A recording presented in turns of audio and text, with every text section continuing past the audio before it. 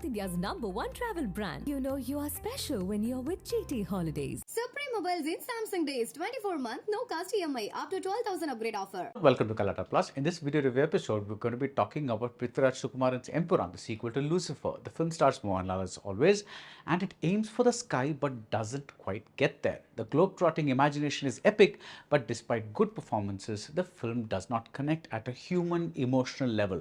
The rest of this review may contain spoilers. Imagine a scene where a man gets a call that the people who wiped out his family have been found and he can finally have his revenge. Now, how would you stage this moment? At the most basic level, all this scene needs is a shot of the caller and a shot of the person receiving this call, right? But that's not enough for director Prithviraj Sukumaran. Under his staging, the scene is set in the deserts of Yemen, where this man, this revenge-seeking man, is standing tall on a dune.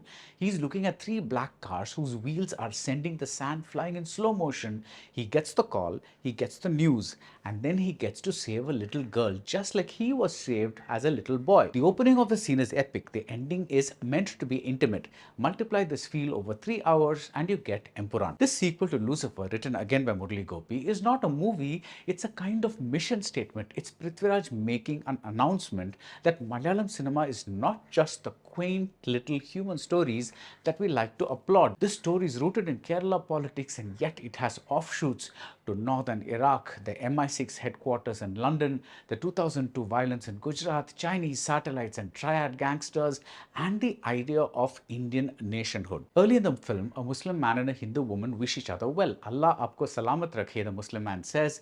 The woman replies, Ram tumhari raksha kare. Empiron talks about how forces of communalism have torn apart the religious harmony we once took for granted. At least in terms of what it sets out to do, the film is an epic, and not just in size and scale, but also in terms of how much it wants to say about geopolitics. But how is the actual movie? Let's begin with a recap. At first, part 1, that is Lucifer, seemed like a lot of characters leading a lot of exposition set amidst a lot of political developments, underlined by a lot of biblical quotes with a lot of time transitions and flashbacks in Murali Gopy's ambitious screenplay. But eventually, the film settled into a solid, pulpy family drama. There's a beloved patriarch, P.K. Ramdas, played by Sachin Khedekar. He's the Chief Minister of Kerala and head of the IUF party. When P.K. Ramdas dies, his daughter Priya and son Jatin, Manju Warrier and Tovino Thomas are next in line, along with a wild card in the form of the patriarch's informally adopted son, Stephen Nedumbally, played by Mohanlal. Some very effective who's the next CM drama, especially in the scenes with Jatin, took us to the end, but intentionally we were left with more questions than answers. For instance, who's this enigmatic Stephen Nedumbally? The first time we saw Stephen, he is all white, and by the end he is all black head to toe. Like the biblical Lucifer, we see that he is a fallen angel, though his fall is not from heaven. This earth is hellish enough. As Stephen says, this is not a battle between good and evil, but between evil and evil. Some clever advertisers may have labeled Kerala God's own country, but it could well be Satan's own country. But if we look beyond these asides and abstractions, who is Stephen and how did this poor little orphan boy turn into Qureshi Abraham, the international crime lord hunted by Interpol? For that matter, was he an orphan in the first place? What is Stephen Nedumbally's real connection to the patriarch figure P.K. Ramdas? Who is the mother whose tomb we saw Stephen sitting on? When Stephen is asked about the unknown chapters of his life, he points to Jesus and asks if anyone knows about the missing years in the Lord's life. Does this mean that, as with God, the life of Lucifer too has its mysteries? And what about the character named Zayed Masood? Now, Prithviraj plays this character as a near-robotic man stripped of feeling. Is he more than just an enforcer? Other than clearing the path for his boss through violent means, what is his story? It was easy to make some psychological connections. For instance, we could guess that Stephen exploded with rage at the cop who ill-treated an orphan because he knows what it's like to be an orphan child. And note that Zayed too is an orphan. At that moment, Stephen is like any other mass hero, a strong person protecting the weak. But in the usual mass movies, the saviors are good people.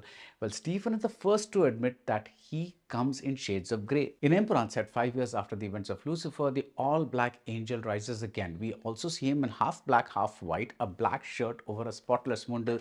But by now, Stephen can never be mistaken for an all-white angel. In the first first movie, Stephen appeared 30 minutes in. Here it's almost an hour before we see the man. But everything that happens has his fingerprints. He is a master puppeteer, as the journalist played by Prithviraj Sukumaran realizes. When this kurta-wearing character gets to face Stephen Nedumbally, he is draped in a Louis Vuitton shawl. They really meant it when they said no expense has been spared. But unlike the first part, the human elements don't connect with us. For instance, we see that the CM of Kerala, Tovino Thomas, who's very good, is no longer a good man like he was in the first part. He is now associated with saffron parties. But how and why did this change occur? We get a quote at the beginning: power tends to corrupt and absolute power tends to corrupt absolutely. But is that enough? The screenplay throws in many faces and names, and many actors like Suraj Vennen and Mudu end up being terribly underused. Every scene, every event is treated like a mini epic with slow-mo and a gliding camera and several reaction shots of actors dropping their jaws to register the enormity of what is happening. But it is only in the scenes with the superb Manju warrior, whose dignity personified, that we feel the story taking a new direction. This should have been her story, the story of her sister who decides to challenge her wayward brother with the help of Stephen. But Empiron keeps cutting away to so many worldwide occurrences that this arc doesn't stand out at all, and it never feels as powerful as it should. I can see why they wanted the sense of global interconnectedness to show that what happens in Kerala isn't just a local matter. We are all influenced by things happening elsewhere, but these incidents around drug cartels and spy agencies are all chaotically written. Some scenes make us wonder why they even exist, and what we end up with is a fan service movie to Mohanlal. Now, Prithviraj, in all fairness, did say that Lucifer was his way of making a fanboy tribute to Mohanlal, and all the mass scenes here, despite being overextended, they do work. I especially like the near miraculous touch of a burning tree forming the L sign, that is L for Lucifer, and Mohanlal owns this role like a boss, never more so than in the scene where he utters the L word with a knowing twinkle in his eyes.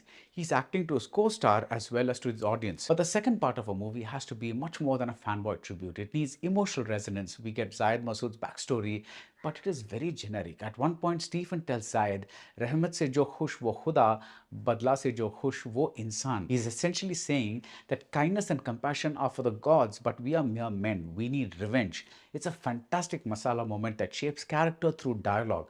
But other than a few such scattered bits, Empiron is essentially a lead up to part 3. Maybe after the trilogy is done, we will look back at Empiron with greater clarity. But for now, it is an epic whose ambitions lie beyond its grasp. That's it about Empiron. If you like this video review, do subscribe to Galatta Plus and see you soon at the movies. South India's #1 travel brand. You know you are special when you're with GT Holidays. Supreme Mobiles in Samsung Days 24-month no cost EMI up to 12,000 upgrade offer.